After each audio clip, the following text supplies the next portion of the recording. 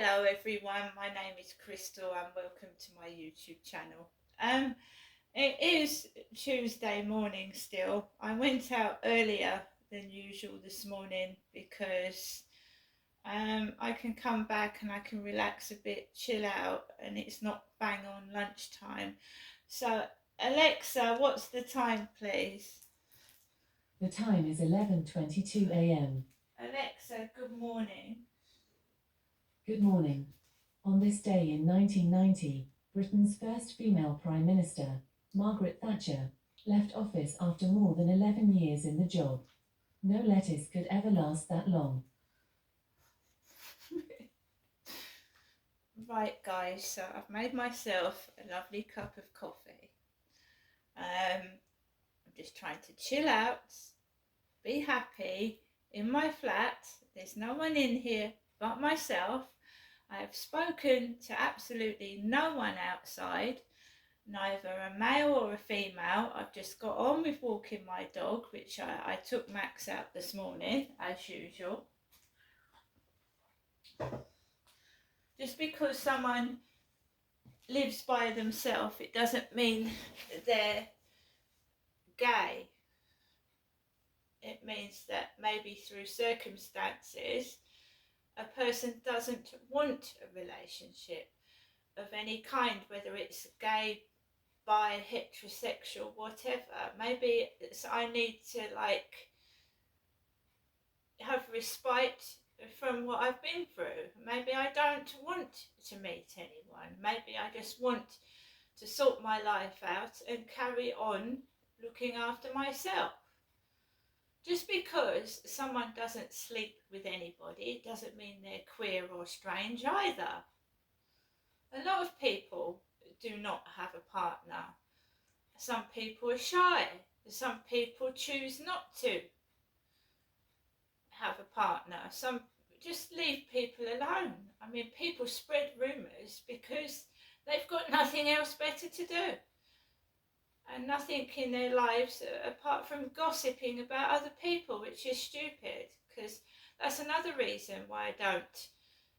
I mean, I've had enough of it. You start thinking you've got a friend or an acquaintance, and they start gossiping about everybody else, and then you get involved in it, don't you? And if I haven't met someone and I haven't spoken to them face to face, I can't cast aspersions and say that person's this, that person's that. Like they spread rumours about someone they don't even know and they've never met them. And that's how hatred comes about, spreading rumours and they've never actually met the person they're actually talking about. Oh, I've seen her walking down there, They haven't a clue what somebody's life is like, what they're going through. They're just nasty gossips. So I ignore that anyway. I don't care what people say, it's none of their business. I could say a darn sight lot about them. And I don't know them either. So I went out earlier this morning. I'd got woken up this morning by the guy upstairs. I got woken up with his heavy feet on the ceiling. I laid back down for a bit. Then I got up because there was a load of noise going on outside. My phone went off. Fed my cats, did what I usually do, and I thought, right, I'm going to go out because the cleaners in the building usually stop me. They've got their wires with their Hoover. The Henry Hoover, black and red, is usually across the floor or down the stairs, or they're in the corridor spraying air freshener and using their cleaning fluid. So because I have sinus problems and a bit of asthma, I decided to wait till the cleaners have gone. The other day I was at the back of the cleaner and he was coming down the stairs and he decided to shut the door when I was carrying a heavy bag of rubbish. And you know, I just walked out of the building. There was a female cleaner behind me and I just went in the lift, got out of the lift, went out of the building, and that woman with the ginger hair was stood outside the bin store in a long puffer parker coat. I haven't got a long coat right down to my ankles, I bet they're expensive, aren't they? I got my coat from a charity shop. That one cost £15, the yellow one, because it's day marked. The other one cost me £3, the one with the hood, furry hooded coat. I've never paid £100 for a coat, and coats are expensive. They're more than my electricity bill.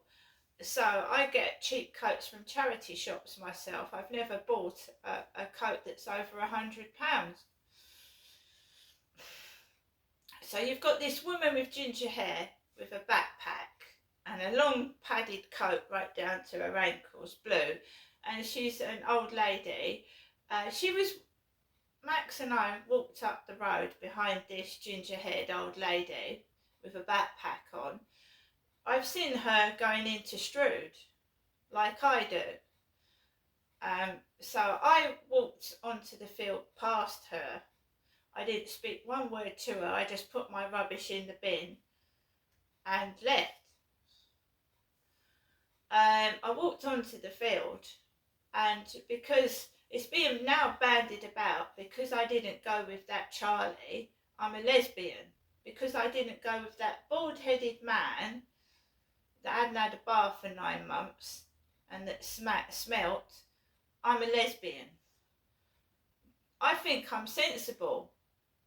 I think I have the choice to sleep with men or I don't, that approach me and start touching me, and I'm not interested. So now, to try and get me to prove I'm not a lesbian, they're banding it about and gossiping that I'm a lesbian now. And it's ridiculous. And it's stupid. There's nobody in this flat. I've spoken to nobody outside. I have written a long email to the police that I'm being sexually harassed and sexually bullied because I won't go around sleeping with old age pensioners with no teeth and no hair. And that's what it is. That's what's going on. They're now whispering amongst themselves, oh, Crystal's a lesbian. She's a lesbian. Because I won't sleep with any Tom, Dick and Harry, I'm a lesbian. What do they tell you to do when you've been sexually assaulted or allegedly raped? You know, you keep in your safe zone. And it's men that have sexually assaulted me. So I'm talking to women. I go to where it's safe. I go into the co-op. I'm served by a woman, right? But I'm served by men as well. Not all men abuse the women. So you can stop that. You could just stop that. That's ridiculous. That's just done to think, oh right, I'm going to prove I'm not a lesbian. I'll go outside and I'll talk to that Charlie. No, I won't. I mean, it was his girlfriend that I was giving information to. She would sit down at her computer and she would say, how's your mum? Because Charlie told his girlfriend that I was having trouble with the neighbours. So I would get questioned about the neighbours. Now the neighbours' situation has got worse since I talked to his girlfriend. And it was just a strange setup. A man approaches you on the field. He asks you to go back to his flat. You go back to his flat. There's a woman in there. A big, large, overweight woman with long, dark hair, wearing a funny pair of glasses. I mean, was she trying to hypnotise me? Honestly, the glasses were big glasses with like crowns or flowers on the top of them. I've now lost my glasses, by the way. I can't find them. And she was about 3 times the size of me. She had food down her t-shirt and she looked a mess. And that was that guy's girlfriend. I mean, what man invites another woman round to his girlfriend's flat? I mean, that was weird in itself. That was just strange. perhaps they both wanted to play about with me. I mean, what the hell was going on there? I've had a lucky escape. You think, I mean, the lady in the co-op, she said, surely you meet people walking your dog around the field, Crystal. Surely you meet people walking around the field. And then when you might meet this weird guy that invites you back to his girlfriend's flat, you think, I don't want to meet people on the field. It doesn't make you a lesbian, does it? A man takes you back to his girlfriend's flat. They've got 2 separate bedrooms. I mean, what did they want me to do? And then there was builders laughing outside when that guy was coming up to me in his bedroom and like really close to me, and I thought, oh my God, this ain't right. There's something wrong here. So don't feel pressurized. If you just do and be who you want to, because I feel like I'm being sexually pressurized and bullied into doing something I don't want to do every day of my life.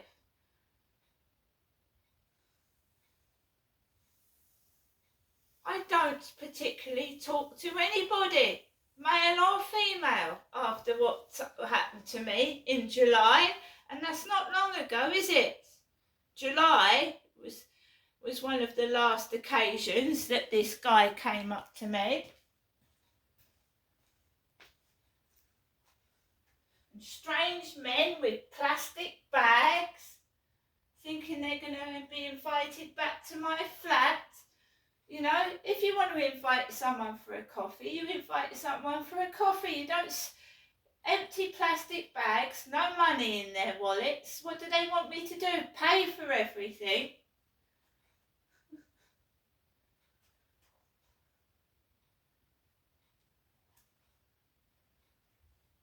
At least, guys, there's something going to come out of this. I'm going to get some scales and we're going to see how much weight comes off. And I'm not particularly that big either. I'm sick of eating all those takeaways. I don't want my mum's tea and coffee. I'm completely normal. I'm completely focused on what I want to do, and I don't need pressurizing into doing anything that's wrong. Thankfully, I'm an older person, but there are perverts and bullies in the internet and outside that get teenagers and young women into terrible trouble by offering them alcohol and drugs and then using them for sex afterwards.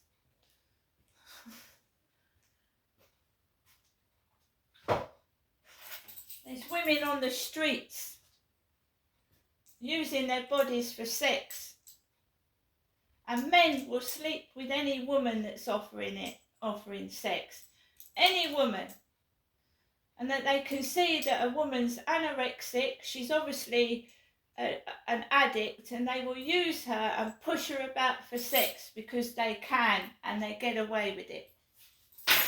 They will fuck a homeless person. Right?